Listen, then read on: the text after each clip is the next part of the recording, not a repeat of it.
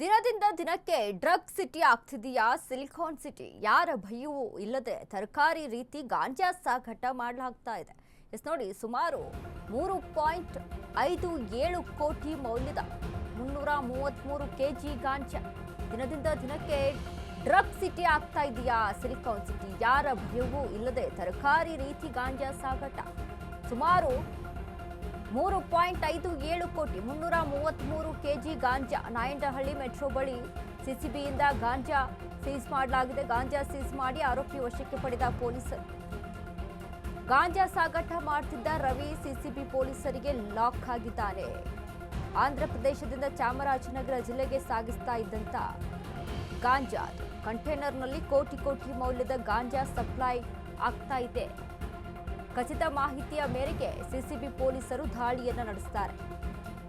Lorry seize ಮಾಡಿ ತನಿಖೆ ಮುಂದುವರಿಸಿರುವಂತಹ CCB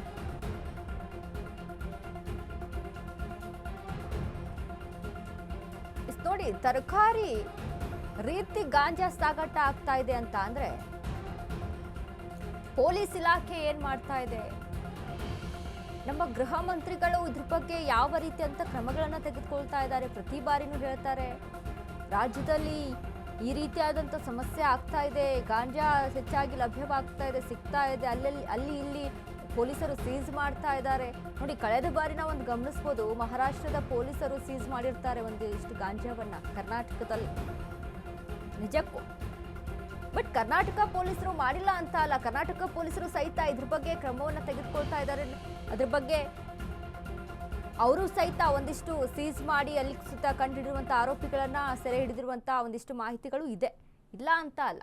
ಅಂದರೆ ರಾಜ್ಯದಲ್ಲಿ ಈಗಿನ ಒಂದು ಸಂದರ್ಭದಲ್ಲಿ ನಾವು ಗಮನಿಸಿ ನೋಡಿದಾಗ ನೋಡಿ ಯಾವ ರೀತಿಯಾಗಿ ಗಾಂಜಾ ಸಪ್ಲೈ ಆಗ್ತಾ ಇದೆ, ತರಕಾರಿ ರೀತಿಯಲ್ಲಿ ಗಾಂಜಾ ಸಪ್ಲೈ ಆಗ್ತಾ ಇದೆ ಅಂತ ಅಂದರೆ ನಮ್ಮ ಭದ್ರತಾ ವ್ಯವಸ್ಥೆ ಹೇಗಿದೆ? ಕರ್ನಾಟಕಕ್ಕೆ ಇಷ್ಟೊಂದು ಗಾಂಜಾ ಎಲ್ಲಿಂದ ಬಂತು? ಅಥವಾ ಕರ್ನಾಟಕ ಚಾಮರಾಜನಗರಕ್ಕೆ ಅಲ್ಲಿ ಸಾಗಾಟ ಆಗ್ತಾ ಇತ್ತು ಅಂತ ಅಂದರೆ ಹೇಗೆ, ಯಾವ ರೀತಿಯಾಗಿ? ಅಂದರೆ ಇದನ್ನು ಯಾರು ಗಮನಿಸಲೇ ಇಲ್ವಾ? ನಮ್ಮ ಗೃಹ ಮಂತ್ರಿಗಳು ಇದನ್ನೆಲ್ಲ ನೋಡ್ಕೋಬೇಕಾಗುತ್ತೆ. ಅಂದರೆ ಪೊಲೀಸ್ ಇಲಾಖೆ ಯಾವ ರೀತಿಯಾದಂಥ ಕೆಲಸ ಮಾಡ್ತಾ ಇದೆ, ಇದಕ್ಕೆ ಇನ್ನೂ ಏನೇನೆಲ್ಲ ಕ್ರಮಗಳನ್ನು ತೆಗೆದುಕೊಳ್ಬೇಕು, ಇವುಗಳನ್ನ ಹೇಗೆ ತಡೆಗಟ್ಕೋಬೇಕು ಗಮನಿಸ್ತಾ ಇದ್ದೀವಿ. ಗೊತ್ತೋ ಗೊತ್ತಿಲ್ವೋ ಗೊತ್ತಿಲ್ಲ ನನಗೆ, ಯಾಕಂದರೆ ಕೆಲವೊಂದು ಕಡೆ ಎಷ್ಟೋ ಸುದ್ದಿಗಳನ್ನ ನಾವೇ ಕೇಳಿದ್ದೀವಿ. ಮಕ್ಕಳ ಸ್ಕೂಲ್ ಬ್ಯಾಗಲ್ಲೂ ಸಹಿತ ಗಾಂಜಾ ಸಿಗ್ತಾ ಇದೆ ಕರ್ನಾಟಕ ರಾಜ್ಯದಲ್ಲಿ. ಕಾಲೇಜ್ ಹುಡುಗರ ಸ್ಕೂಲ್ ಬ್ಯಾಗ್ಗಳಲ್ಲಿ ಗಾಂಜಾ ಸಿಗ್ತಾ ಇದೆ. ಮಾರಕಾಸ್ತ್ರಗಳು ಸಿಗ್ತಾ ಇದ್ದಾವೆ. ಬುಕ್ಸ್ಗಳಿರಬೇಕಾದಂಥ ಬ್ಯಾಗ್ನಲ್ಲಿ ಗನ್ಗಳು ಸಿಗ್ತಾ ಇದ್ದಾವೆ. ಇತ್ತೀಚೆಗೆ ಒಂದು ಸ್ಟೋರಿಯನ್ನು ಗಮನಿಸಿದ್ವಿ.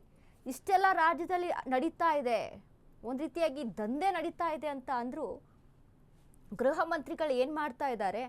ಯಾವ ರೀತಿಯಾದಂಥ ಇಲ್ಲಿ ಇದಕ್ಕೆ ಕ್ರಮಗಳನ್ನು ತೆಗೆದುಕೊಳ್ತಾ ಇದ್ದಾರೆ? ಪೊಲೀಸ್ ಇಲಾಖೆ ಏನು ಮಾಡ್ತಾ ಇದೆ? ಭದ್ರತಾ ಸಿಬ್ಬಂದಿ ಏನು ಮಾಡ್ತಾ ಇದೆ? ಅದೆಲ್ಲದ್ರ ಬಗ್ಗೆ ಇಲ್ಲಿ ಪ್ರಶ್ನೆ ಬರುತ್ತೆ.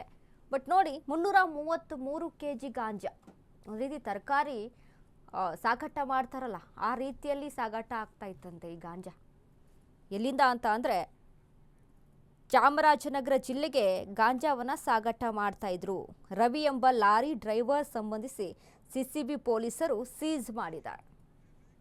ಬರೀ 15 ದಿನಗಳಲ್ಲಿ ಸಕ್ಕರೆ ಕಾಯಿಲೆನ ಕಂಟ್ರೋಲ್ ತರಲಿಕ್ಕೆ ದಿವ್ಯಾಮೃತದಂತೆ ಕೆಲಸ ಮಾಡುತ್ತೆ ಮೆಹಾಟೋನ್. ಕಹಿ ಇಲ್ಲ, ಒಗರಿಲ್ಲ, ಅಥವಾ ಇದರಲ್ಲಿ ರುಚಿ ಇಲ್ದಿರತಕ್ಕಂಥದ್ದಿಲ್ಲ. ಇದರಲ್ಲಿರ್ತಕ್ಕಂತಹ ಆಯುರ್ವೇದಿಕ್ ಅಂಶಗಳು ಸಹಿತ ಪ್ರಧಾನವಾಗಿರ್ತಕ್ಕಂಥದ್ದು ಅರಿಶಿನ, ಬೆಟ್ಟದ ನೆಲ್ಲಿಕಾಯಿ. ಅಂತಹ ಅದ್ಭುತವಾದಂಥ ಗುಣ ಮೆಹಾಟೋನ್ ಅಂತಕ್ಕಂಥದ್ದು. ಹೊಟ್ಟೆ ನೋವು, ಗ್ಯಾಸ್ ಟ್ರಬಲ್, ಆಸಿಡಿಟಿಗೆ ಚಿಂತೆ ಬೇಡ.